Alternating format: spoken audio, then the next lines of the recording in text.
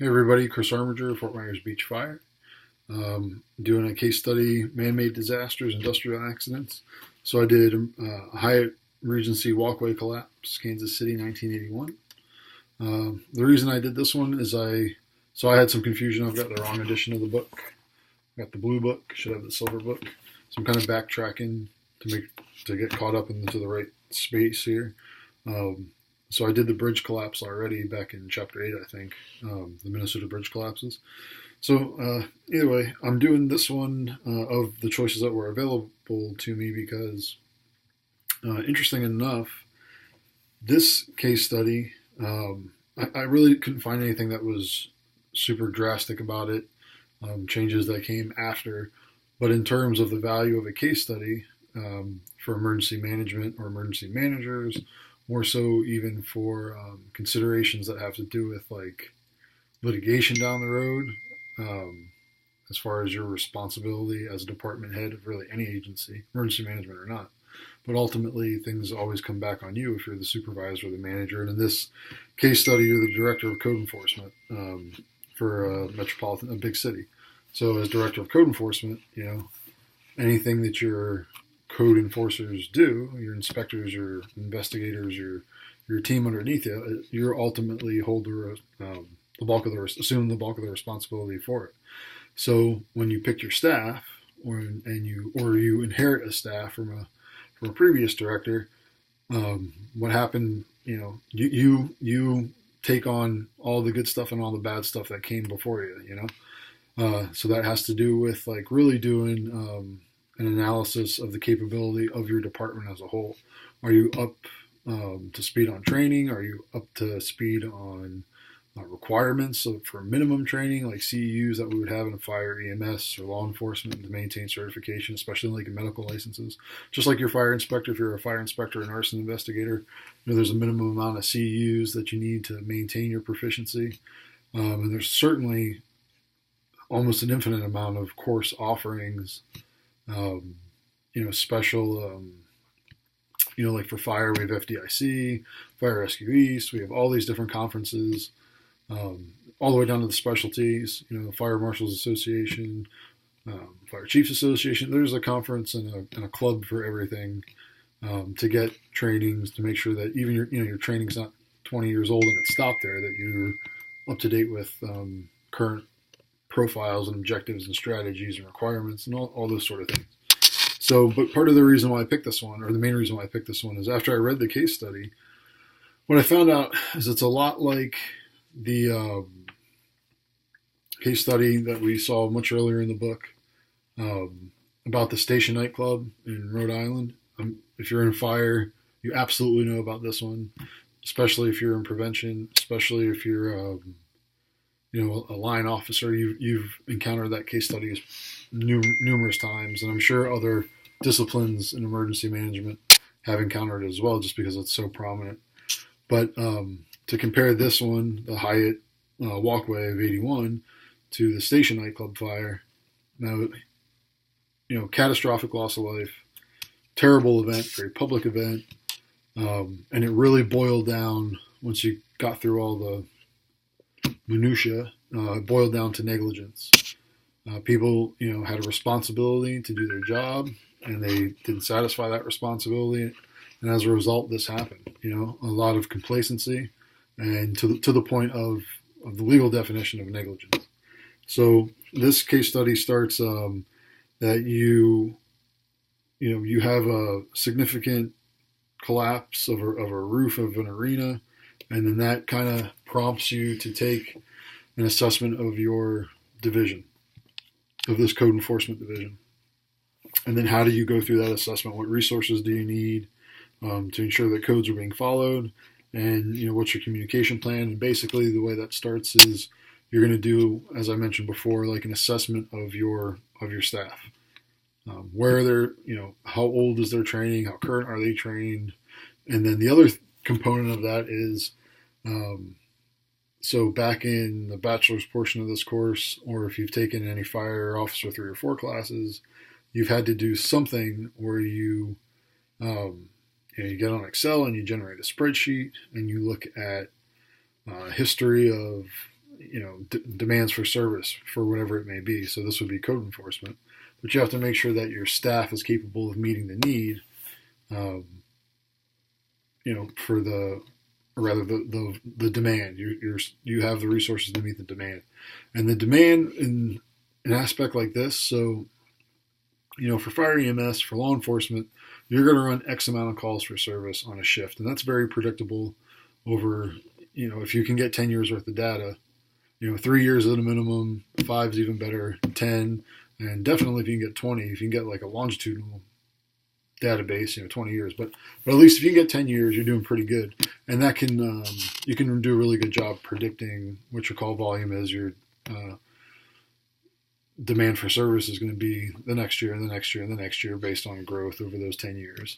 But with inspections, it's a little bit tricky because, so say you have one inspector, for every one code enforcement officer to match the case study, they do, arbitrarily 150 inspections a year, So of those 150, you can say, well, yeah, we did 150, convenience stores, Mickey D's, Burger King, small occupancies, standalone buildings, and that can be no big deal. You can knock those out in a short amount of time. And when you're working with vendors like that, Mickey D's, 7-Eleven, stuff like that, they are so cookie cutter and they are so precise. They build those stores, their crews, those companies, those things have been designed and engineered and are fabricated, like overnight. Like it's no big deal. They're very practiced at what they do. But then when you have other things, so you can have another inspector and you say, well, he can handle 150 because the other guy or girl handled 150. And it's hard to predict demand because you have to anticipate, the kind of growth that's coming to your agency. So the point is you really have to, when you go to stage 1, stage 2, and stage 3 of this disaster, when it starts talking about communication plans, the thing that you have to consider is seeking outside resources or cooperation from other agencies at your level of government or even above or below, to generate relationships to figure out, to anticipate demand based on the degree of need for a service. So, for instance, here on Fort Myers Beach, where I work, they are building, we have 2 fire inspectors, and they're responsible for the whole island. It's an 8-mile island. And we've done studies recently, as 3 years ago, and we're supposed to have, or we're recommended to have 2.7 inspectors to meet the demand. And the way we curbed that was that we couldn't hire another inspector. So we do, the crews will do inspections, like we'll go take a condo. The first week of the month, we'll take a condo and we'll go check all their lights, check all their extinguishers, the whole deal. We'll do the inspection, and then if we find a violation, we turn it into fire prevention. Then the inspectors follow up. They do a lot of the follow-ups on the routine re-inspections every year. But all the new stuff, all the new construction, they do independently. All the target hazards, they do independently. And then anything else they can do that we can't assist them with. But so in a couple months, after the first of the year, they're supposed to be beginning a project on Fort Myers Beach, and they're building a Margaritaville resort, essentially, on the island. And for the next 3 years, there's going to be a tremendous and massive amount of new construction on the island. That Margaritaville project is going to be like 7 buildings, plus food service, plus other businesses that are going to pop up around it. At the same time, on the south end of the island, the furthest point on the island, about mile number 8, they're building another 16-story condo, this 16-story tower with like $1 million plus condos in it. So that's going to be going on at the same time.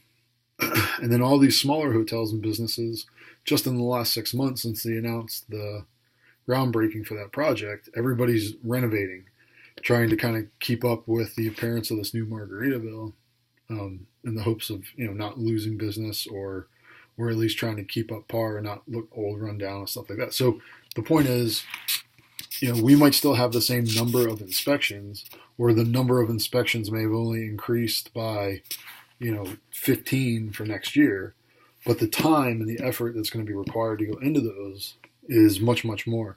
So when you do your,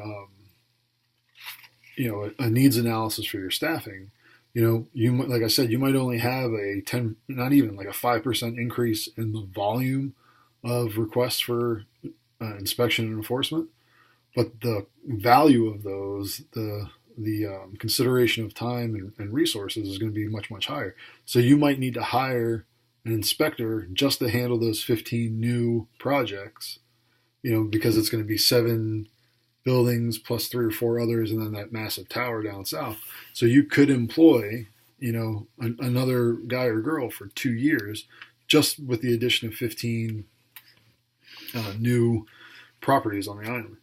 Another thing that I just want to mention real quick is, so in this case study, they identified that they had a failure early on, and it covered it really well. So I just want to hit it real briefly. Is when you realize that you have a major failure somewhere in your division, and in this one, when they realized that the ceiling collapsed at the arena, and they covered it, like I said, is you have to go back and you have to really kind of do some investigative work, like some cop stuff. And you got to figure out who's employed in that time period.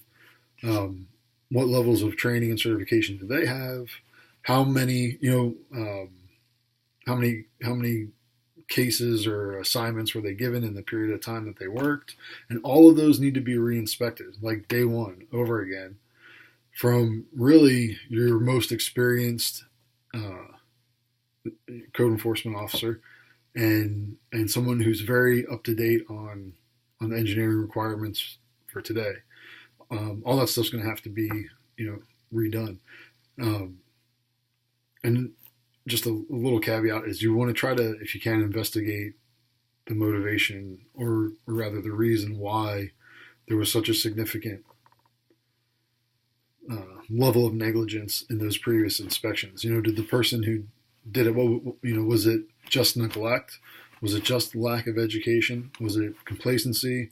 Or was there some other motive, not to get, crazy and all conspiracy stuff with it, but just like, were they paid to look the other way? Were they, or did they just, the guy had, 40 years in or, he's got 40 years to get his pension and it's year 38 and he's just kind of coasting and not, you have to kind of understand why, and that will maybe lead you in the direction of how deep you're going to have to dig to correct those sort of issues. But anyway, so that's what I came up with this case study. The big thing is, when you identify a failure, you need to go back, trace it, figure out the genesis of the failure, the source of it, do everything that you can to correct it.